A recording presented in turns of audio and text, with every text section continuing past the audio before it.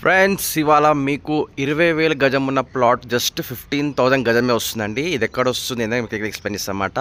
ఇది వచ్చేసి షాద్ Nagar main junction అండి. దీన్ని ఆసియానా హోటల్ జంక్షన్ అంటారన్నమాట.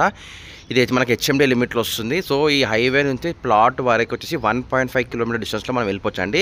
ఇది మీకు ఇది ఇన్వెస్ట్మెంట్ పర్పస్లో యూజ్ అవుతుంది. ఆర్ఎల్స్ ఒక 2-3 ఇయర్స్లో మంచి ఇల్లు కట్టుకోవాలనే వాళ్ళకి కూడా జబర్దస్త్ యూజ్ అవుతుంది అన్నమాట. 2,000 మీకు అవుతుందండి. మన హైవే నుంచి ప్లాట్ వరకు మొత్తం మంచి రోడ్ యాక్సెస్ మంచిగా ఉందండి. దీనికి మల్టిపుల్ రూట్స్ ఉన్నాయన్నమాట. దానికి నేను ప్లాట్ చూపిస్తాను, స్కిప్ చేయకుండా మొత్తం ప్లాట్ వీడియో మొత్తం విన్నాక మీ బడ్జెట్లో వస్తుంటే మాత్రమే కాల్ చేయండి ఓకే ఫ్రెండ్స్.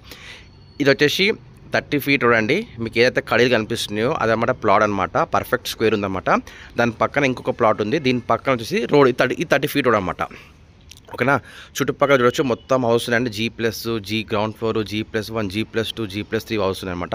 మీకు ఏదైతే కడీలు కనిపిస్తుందో ఇది 150 స్క్వేర్స్ ప్లాట్ అండి. వెస్ట్ ఫేసింగ్ ఉంది ప్లస్ సౌత్ ఫేసింగ్ ఉంది అనమాట. 2 సైడ్ రోడ్ బిట్ అండి.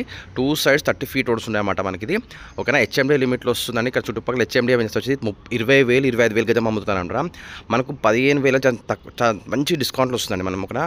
ఎవరైతే స్పాట్ పేమెంట్ చేసుకుంటే స్లైట్ నెగోషియబుల్ ఉందండి. మాకు 2% కమిషన్ ఖచ్చితంగా ఇవ్వాలి. ఓకేనా ఫ్రెండ్స్. ఓకేనా. మీరు రెడీగా ఉన్నారు, ఈ అమౌంట్ మీ బడ్జెట్లో వస్తుంది అనుకుంటే మరి కాల్ చేయండి. 150 squares south west 2 side 30 feet అనమాట. 2 ఎంట్రన్స్ దీనికి రావడానికి ఉన్నాయన్నమాట. ఓకే.